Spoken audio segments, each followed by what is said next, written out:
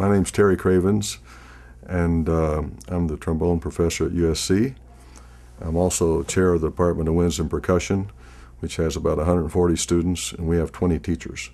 We have 4 full-time teachers and 16 part-time teachers, so there's a lot of people to work with.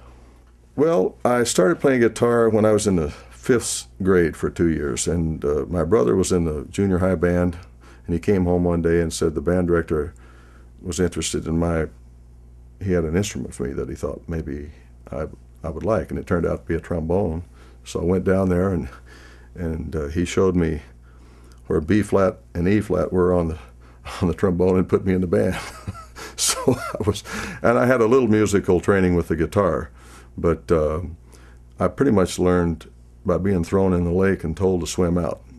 I learned on my own for the first year or two. Well, that was the instrument he had, and so I don't know if it's any more complicated than that. That was the only one I had. And subsequently, I certainly did fall in love with it. That's a good question. A lot of people have asked me, do certain type of people gravitate toward playing trombone, or does the trombone cause people to be a certain way? I think a little of both. I have 12 trombone students, 12 private students. Hopefully, expectations when they come, they're still formulating their expectations, and hopefully we open their eyes to a broader vista, and hopefully when they leave here, they've improved. That's my mission as a teacher. Make them better players, and you know, you don't just teach playing to you. When you're teaching one-on-one, you're more in a mentor situation or a parental situation, so we talk about all aspects of life and trombone. I think musicians, we want to do the job as well as we can at the highest level, and I know when I'm teaching the younger students, the responsibility of that is really looms large on me, because you want to give them the best chance to be successful. And for me, it's easy sometimes to blame myself when they don't sound good, and when they do, I think, well, they could have played it anyway. So somehow you have to take a little credit for the success they have, and when they aren't successful, you have to take some of the blame. That's pretty much the way I view myself. I'll comprise a lesson of 15 minutes or so of fundamentals, which I think is really important. We'll do attacks and scales and slurs and all the rudiments. I listen to that every lesson. I know it probably gets boring for some of the students, but to me that's key to being able to play the instrument, so you can play all the other works. But I start people on excerpts, orchestral passages, as soon as they get here. I might choose the excerpt for a younger player accordingly. We might start with the Mozart Requiem, which is on every audition. There's a trombone solo, and there's no range problems in it necessarily. But we work the excerpts every week, along with etudes, solos. And I meet all the trombones together once a week at USC in a class situation. And we just finished a week or so ago a mock audition where I'll get behind the screen and we'll have orchestra passages, just as if they were going for the New Orleans Symphony or the Chicago Symphony.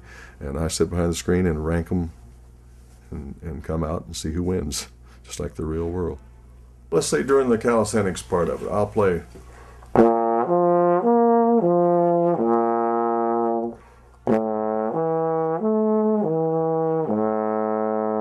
Just a nice little slur where you can make the smooth slur and then hold the last note out steady. I mean, usually when we're doing that part, I'll play a little bit, rather than tell them what exercise, I'll play the exercise for them. You know, okay, and then they play that. And so hopefully, all my students have pretty good sounds, and I don't know if that's part of it or not, but I do try to demonstrate, you know, as good a sound as possible. So by playing a little bit every lesson, now if they all start sounding bad, I'm going to quit playing. That might be the time when I stop demonstrating. Is when I play for the kids, they play it and it sounds bad. I'm sure I don't have it spelled out to where we talk about context for musical life. I'm sure if a student studies with me for 4 years, he or she gets a feel for not just trombone, just for my overall concept, just by being around me and seeing how I operate. I mean, I think you learn. Sometimes you're teaching when you don't even realize it. I remember walking by a student sitting out on one of the planters out here several years ago, and he looked all disappointed, and I said, "What's wrong, and how's it going?" He says, "Oh, my chops, and I can't seem to do what everybody else does." And I said, "Well, you got to remember, we don't all bloom at the same time. Some people are late bloomers." I said, "You sound pretty good to me. Maybe whatever you're feeling is, down the road it's going to happen. And once you bloom, you still got it." Sometimes the people who it comes easier for initially are the ones that fall by the wayside. I mean, and the people who it's harder to get, once they do get it, they're able to deal with it. Well, I didn't think much about it. I went on about my business. About 7 or 8 years ago, he came up and he said, "When you said that to me," he said, "I've been successful in music," and he said, "I can't tell you how much that meant to me at that particular time." Now, I'm not bragging about it. I just was stating the obvious as far as I could see it to him. So I didn't realize I was teaching, but I was. To me, it is my whole life, so it's hard for me to imagine living without music. But I'm sure emotionally and spiritually it can enhance your life. It's a wonderful body of material and great music. I can't see how it can not affect it in a positive way. I would think the study of music and the discipline that you have to have in practicing and self-starting and teaching on your own, or practicing on your own, certainly should carry over into other areas. I don't know whether the study of music per se makes you a better student, but I think that the skills that you have to use in studying music certainly could be transferred to studying geometry or math or anything else. They should be very highly accomplished when they get here. It's sort of like coming to play on the football team. You can't start learning to play football once you get here. You have to have attained a pretty high level of success in your high school years to be able to come into a program like this. You have to already be able to play. Sight read, good sound, good intonation, good musical skills. And most of these students have studied privately at the high school level, and those are the kind of applicants we get. Well, you need a good tone quality. A wind instrument, you need pretty good breath support, a good ear, sense of musicality. The same thing that would hold true with any other instrument, actually. But it's a very physical thing. We're making the music with our lips and taking the breath, and that's how we produce the tone. So it may be more physical in some ways than playing a violin, although that's pretty physical too. So that's pretty much the way I see it. Breathing is the most important aspect, I would say, the breath.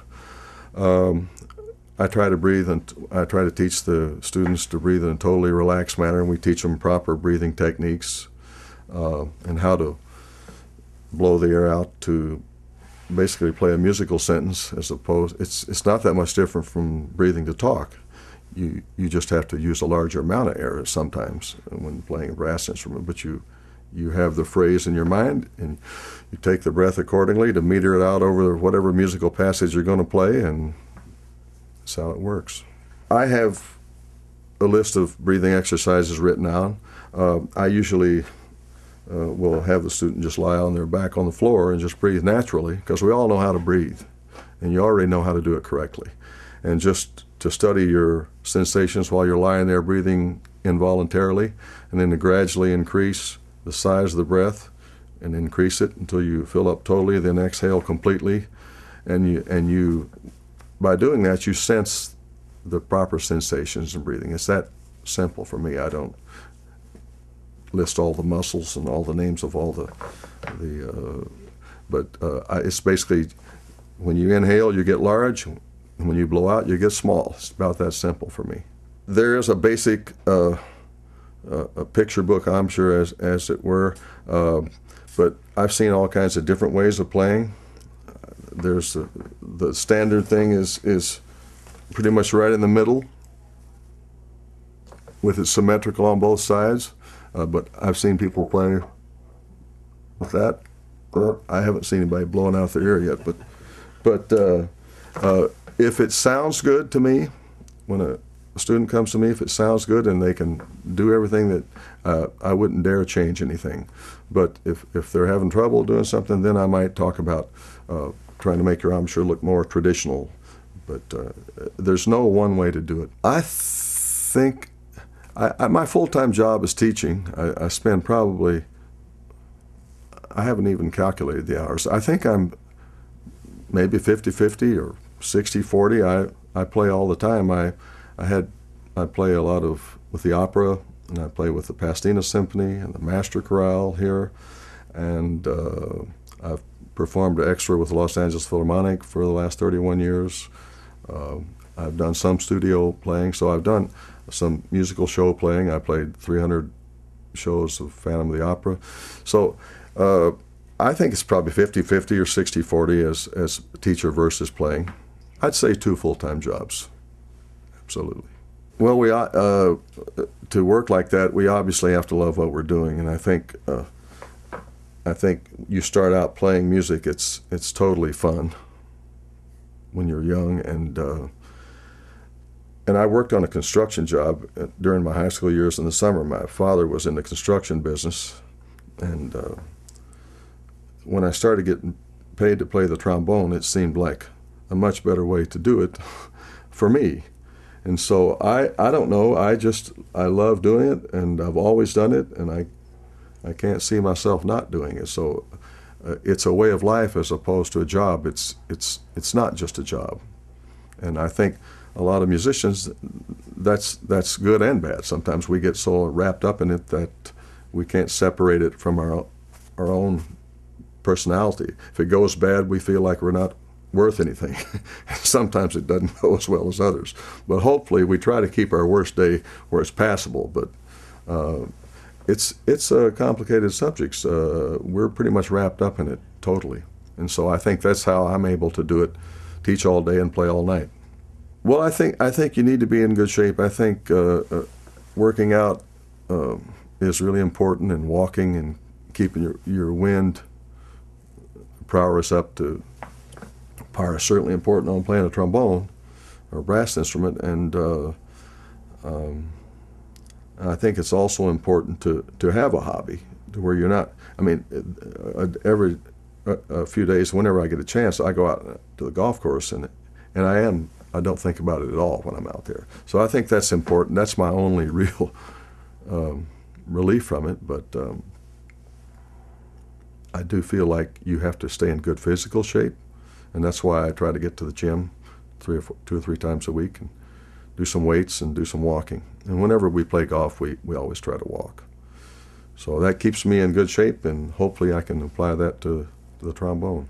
That's funny. I don't listen to music all that much. When I do listen to music, I listen a lot to country western. I like Willie Nelson, and I don't listen to classical music so much because I'm doing it all day long.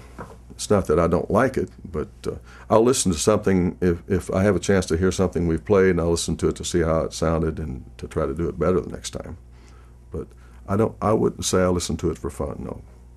I play all kinds of music, and I don't look down on any form of music. So in today's world, if you have to avail yourselves of all different styles to compete. Say in Los Angeles in a freelance situation, you might find yourself playing bebop one day and the symphony the next, and a choral symphonic work the next, rock and roll the next. So if you're going to be successful, you certainly have to try to embrace all types of music.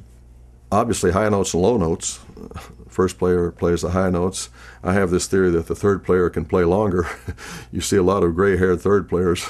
It's harder to play first. But I switched to bass trombone. I was in Louisville at the University of Louisville, and a job came open in the Louisville Orchestra, and it was a third trombone job. And I switched about a year before that audition and tried to get that job, which I did. And I've been playing third ever since, or bass.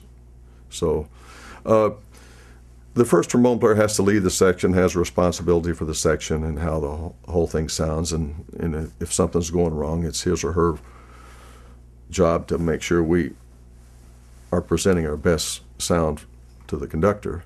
And I mean, all of us are involved in that, but the third player is not the first player is the boss. So that's the main difference. And then we play low notes and they play the high notes. Well, of course, Tommy Dorsey was, when we were growing up, was the most famous trombone player in the 40s and 50s when I was starting out. I think the first bass trombone player I've heard of was George Roberts, who was out here on the West Coast doing a lot of studio work, and he was very famous, and he had an unusual sound that is easily recognizable, and he could play the melody, and it's just beautiful. So he was, I guess, my first bass trombone hero. And then Eddie Kleinhammer, who was the bass trombone in Chicago Symphony. I went up when I was in Louisville to take lessons from him whenever I got a chance. My teacher, Mr. Lyon at U of L. Emery Remington, at the Eastman School of Music, I studied with him for a summer, and he was unbelievably good. And Mr. Marsteller here at USC was my teacher. So I've had a lot of great teachers, and I guess they were all my heroes. I hope I'm not leaving anybody out. I took lessons from Arnold Jacobs, a couple of lessons from him, the tuba player in the Chicago Symphony, during the same years. He was a fantastic teacher. Henry Remersa, during my high school years, was one of my mentors. Robert Bricker, who was he was older than I was. He was in Lexington, teaching trombone at Transylvania University, and he was very helpful to me in my early formative years. So I'd call them all my heroes. I think they all love playing the trombone, and when you're around somebody who really loves what they're doing, you sense that. At least I felt that. And they knew their craft. I mean, they knew all the aspects of playing and seemed to be interested in helping other people. All the people I mentioned, I felt were really trying to help me when I was playing for them. Well, making a living in music is hard. It is now and always has been, always will be hard. I remember when I got in the Louisville Orchestra when I was 19 years old, and the timpani player he was a funny guy, and I was actually working, playing for money, and it was on my own, just in that job. But everybody would come up and say, "Oh, you're playing trombone. What are you going to do for a living?" And they'd laugh. And it's always been that. So I felt that in the old days. But I didn't think there was anything else I could do for a living, just for starters. So I didn't have any real safety net to fall back on. It's all I wanted to do. So I pretty much approach it that way. When I talk to all the young players who come in here, I talk to them about that aspect of it and say, do you have any other interest? Or I try to find out are you good at anything else, or is music all you want to do? And if you have to do it to live, then I don't have any problem with telling them to go into it and working as hard as they can. And occasionally I've had kids come in and say, after a year or so, I'm not so sure about this. And I'll say, well, are you good at computers? What are you good at? It's not a fail. You're not a failure if you decide to go a different direction, no matter what you choose initially. Because I'm sure when you come out of high school, a lot of people think they want to do something. They get in school and they get into it and hey, I don't want to do this. And so that's not just with music, but I'll talk to them about that and try to help them go another way, and hopefully you can transfer the skills that you have working on your instrument into whatever profession you decide to go into. That's an interesting question. The professional standard of conduct. I've seen a lot of different standards of conduct in the profession and have been accused of myself of embracing a whole bunch of them. I think musicians a lot of us have pretty good senses of humor, and I think that's a pretty important ingredient. And I think we have a professional standard of conduct in that we really try to play at an absolute scale. We try to play as well as we can whenever it's time, every time out. Even if we fall short, we're close, hopefully. And that's good, and that's, I feel like I'm frustrated a lot because most of the time you don't feel like you attain exactly what you're trying to do. When you walk away, you feel kind of like, you know. But I think our professional conduct is that we try to be the best every time. And then we have to live with ourselves if it doesn't always work out. And you go back to the practice room and try to improve. To me, a great conductor is kind of what we've been talking about regarding great musicians. The conductor who knows the music better than anybody on the stage or in the pit, who can conduct and give the correct signals to make it work, who has really a good ear for balances and can do that, knows the score inside and out, harmonically, rhythmically, in every way. And to me, along with all of that, the most important thing for me is the one who involves the whole orchestra in the project, and whoever the conductor is, he or she sees themselves as another member of the orchestra, just with a different role, as opposed to being the dictator and telling everybody how to do it. It seems like nowadays a lot of conductors are embodying that approach, where they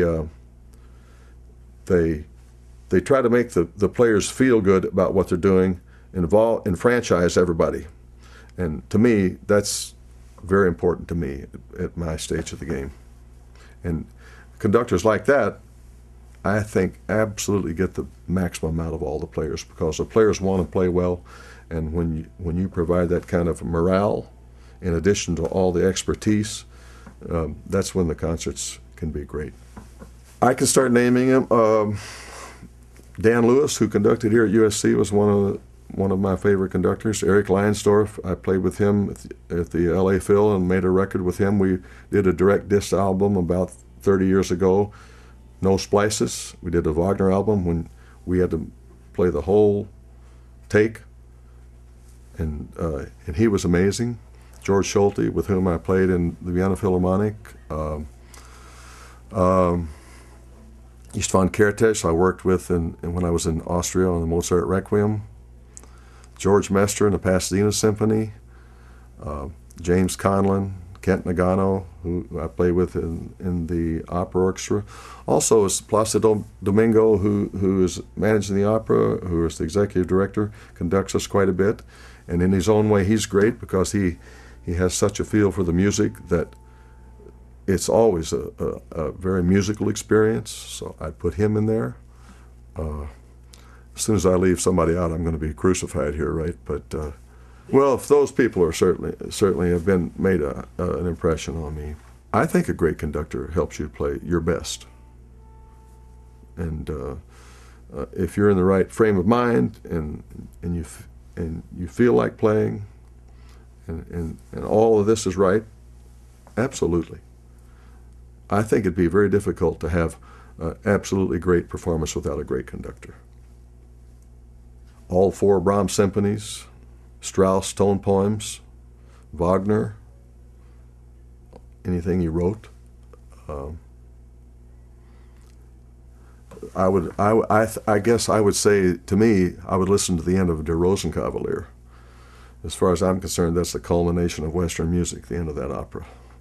So I would, and some arias in the operatic literature, and operas, Mozart operas, Magic Flute, La Boheme, Madame Butterfly, Salome, Falstaff, Otello. I know that's more than 4 or 5, but that would be some on my list. Well, Strauss and Wagner are credited with, we all love playing that. Brahms wrote great trombone parts, even though he didn't use them all through the whole symphony. He used it trombone sparingly, and Mozart.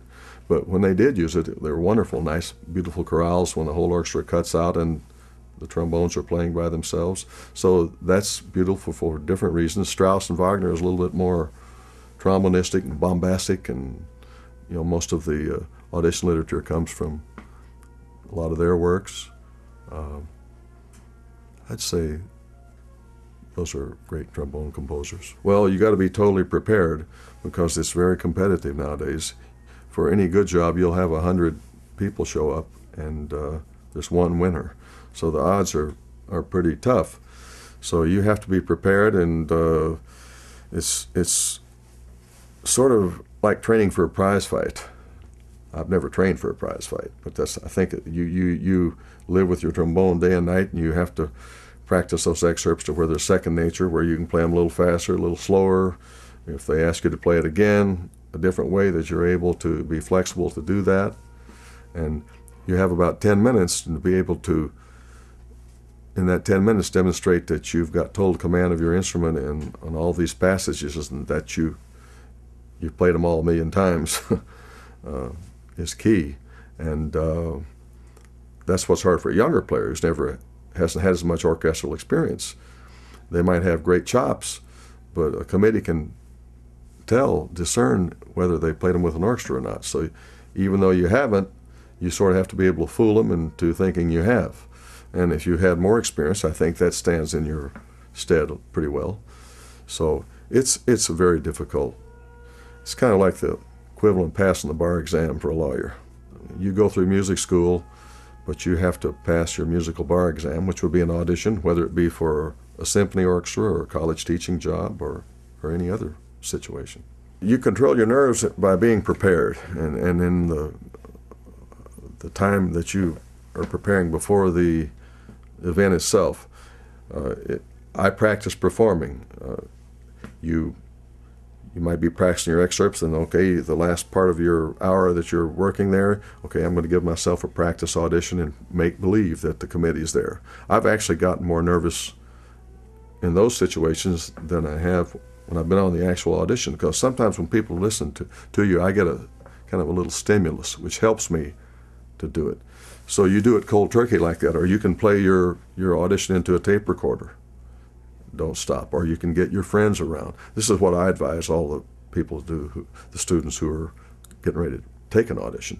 And you have to do this a couple months in advance, to where when you get to the actual audition, it's almost anticlimactic. You've been in your mind in that situation many times before, and it's just another time. It's a mental preparation. There's a lot of mental aspect of this, and you have to be able to play Mozart, Strauss, Wagner, Rossini in 10 minutes, and you have to shift gears and styles, and you can't just play everything the same way. So those are all very important ingredients in passing an audition. Everything. It's funny. When I was younger, I could do certain things easier just by being younger, and now that I'm more experienced, I might do them better, but I go through different changes in my mind to do the same thing. It's not as natural. I have to practice. I get up and do my hour a day calisthenics, musical calisthenics. I do the long tones, scales, slurs, just to get myself to where I'm able to play the music. I tell somebody it's easy for me to tell you how to run 20 miles. You just go around that track 20 times 4, 80 times. Go do it. You have to build up to it. So I think the most difficult thing for me now is to continuing to practice as much as I need to, with all the different time constraints that are put on me, and to maintain the enthusiasm. Now I have to manufacture enthusiasm a little bit more than I did. When I was younger, I couldn't wait to practice all day long. I still can't wait, but sometimes I have to talk myself into it a little bit more. So I think keeping the enthusiasm up to playing as well as you can, and putting in the actual work day in and day out, is the hardest thing for me. Hopefully my lessons are kind of a format of how you would spend an hour. I mean, I pretty much lay that out with the fundamentals, the etudes, excerpts, and little solos,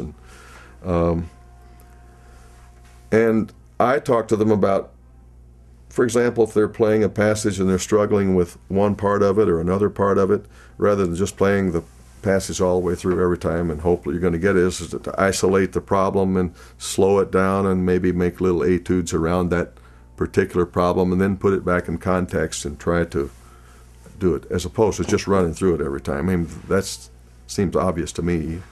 I don't know if that's helpful here, but you break things down into smaller fragments. And if you're playing something well, maybe you don't need to practice as much as the harder aspect. And also try to tell students to practice what you can't do.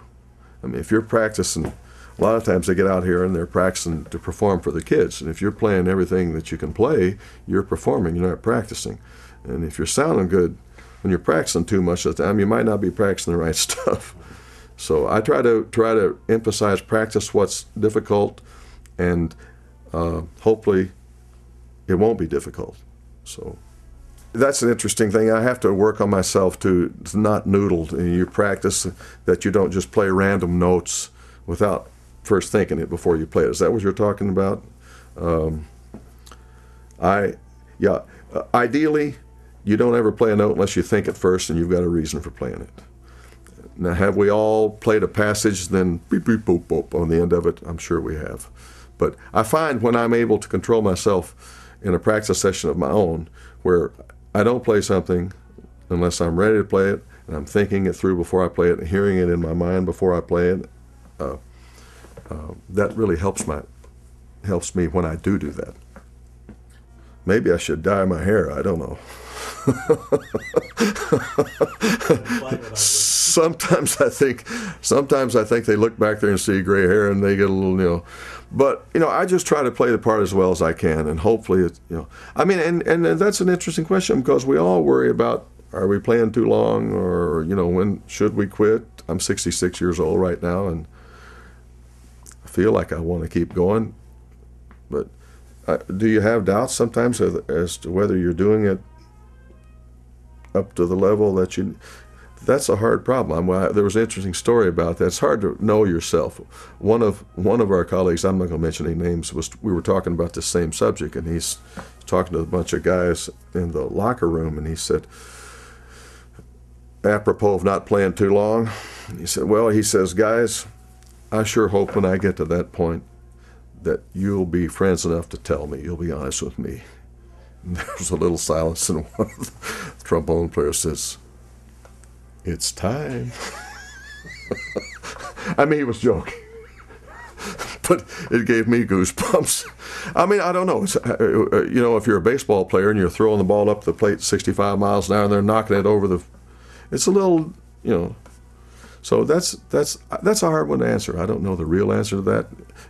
You just try to keep yourself honest with yourself in your practice, and hopefully you can play as well as you can, and you'll know when it's time to quit. I can understand parents having concern about children going into a life of music, and that's actually my biggest concern as a teacher of trombone, music educator, because I know how limited the opportunities are, and I think that's why we as musicians and teachers put ourselves out totally for the students. So we want to give them the best chance to succeed. But what I would tell a parent is, if the same thing I think we talked about earlier, if the student loves it and can think of doing nothing else, and couldn't even live without doing something else, and that's the way I felt, then let them try it. At best, at the worst, you're going to learn a body of knowledge that's some of the most beautiful in the whole world, being the music. And at worst, if they try and don't make it in music, those skills that they learn in practicing an instrument and trying to be as good as they can be on an absolute scale can be transferred into any profession he or she goes into. I even know the medical profession right now. There's in Louisville, one of my friends has a son who studied music, and he was a highly intelligent student, but he wanted to go to med school, and they said, you can study anything you want to. He studied music, and after he got his music degree, they took him right into med school. So I think the professions are are trying to make trying to make doctors and lawyers and these kind of people more, what's the right word, to not just scientists. They're trying to give them a more well-rounded personality. And so even though their skills might be medicine, they can maybe bring something from the music profession in a more humanistic way to their patients. I don't know what the philosophy of that is, but that's what I would tell parents.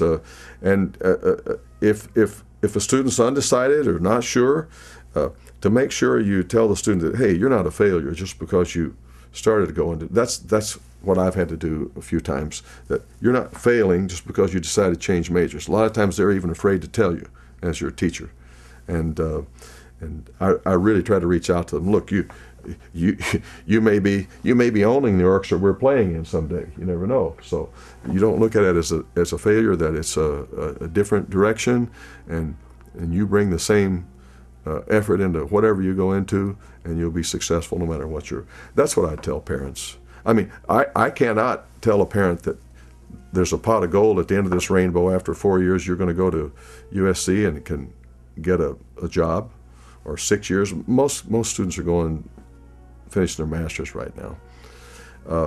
But I can tell them if they come here that we'll do our best to give them the best possible chance at success in the music business. But there are no guarantees.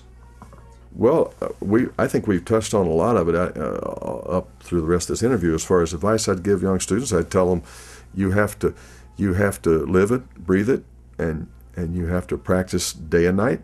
One of my teachers told me, practice when everybody else is sleeping.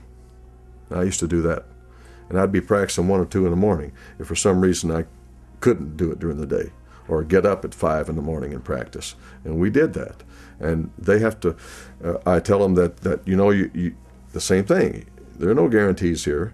You're auditioning against the best of how many music schools are there in this country?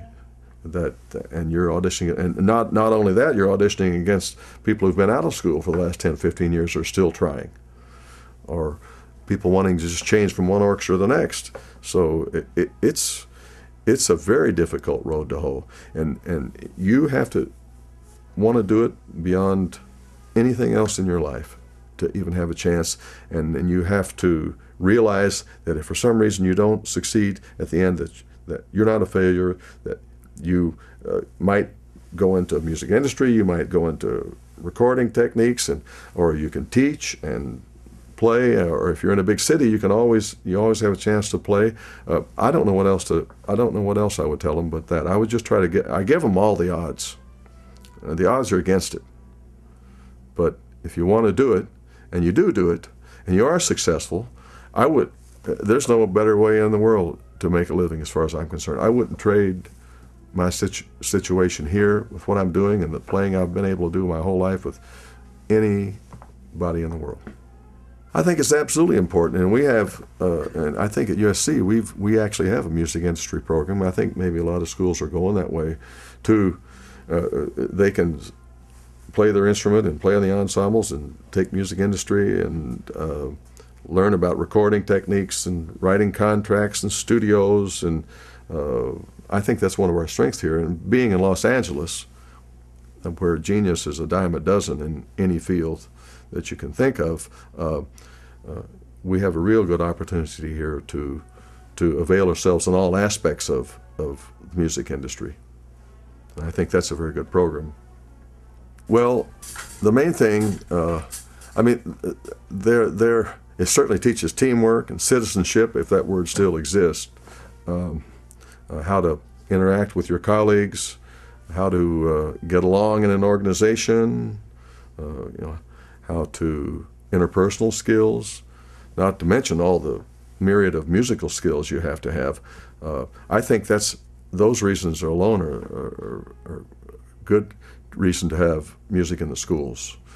It seems to me the kids who have something to put themselves into that's bigger than themselves, whether it be they're a member of a team or a member of a band or a member of a fraternity, are the ones who it's easier for them to find their identity, and I think they're happier.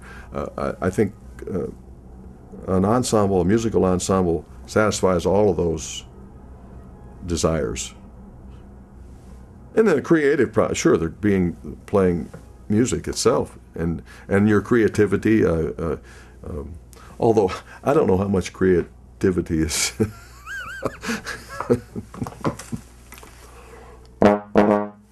How much creativity is there in that? That's what trombones do a lot of time. But I mean, I try to go bum bum bum.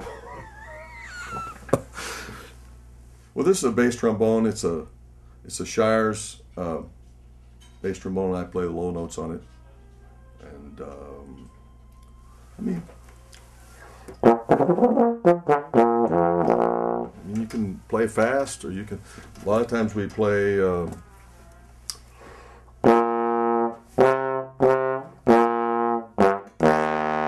That's the kind of music we play in the orchestra, 1812 Overture, or Ride of the Valkyrie. I'm sure I killed a wabbit. We play. I mean, I can play theoretically as high as the tenor trombones, and hopefully lower than they can. So the bass trombone has to play a pretty wide range. We have to play high notes and low notes, and we don't have a cutoff in our register in the studios. That if somebody writes this note, low E flat, tenor trombone goes down to the low E. Excuse me, I have to go out to the car to get my bass trombone. So we say that sounds 25% better. They get what they call a double. But bass trombones, you know, I think it should be F above the staff, but we have to go all the way up, and we're not able to sound 25% better because they just expect us to play the high notes. So the first mouthpiece was what came with the horn. You get to go with a good teacher. When I was early on, he said, you know, you need to try this kind of mouthpiece. So you get guidance from a teacher. This happens to be a mouthpiece made by a very famous repair and trombone metal trombone maker and repair in the city, Larry Minnick, and he's passed away, but he was a genius. So this happens to be a Larry Minnick mouthpiece, so I play on that. You'll pick out a mouthpiece, and I basically don't change. I've stayed with one mouthpiece for most of my career, and then I've only had 2 other mouthpieces. So I'm a believer that the equipment's not what does it, and I also think it takes a long time to get used to a piece of equipment. You can't just pick up a mouthpiece, and play it 5 minutes and be into it. It takes me 6 months to get used to changing equipment. So that's how I chose it. The trombone has changed the least of all the instruments. I mean, this is quite a change. 2 valves and the different kind of valves, but basically the trombone has stayed the same shape since the 1400s. I think there was an early trombone in the, you know, maybe this shouldn't be in there because I'm not, but I think around 1425 there was a picture of a slide trumpet, little, you know, and it looks just about like this. And the trombones in the old days were used to blend with the voices, and the bell was, this part was cut off, didn't have as much a flare, so it didn't have as loud a sound. But I don't go into all that in the trombone lessons. It's just too hard for me to just try to get them to play well enough. They have a music history department that teaches that. Well, thanks very much for talking to us. Thank you very much.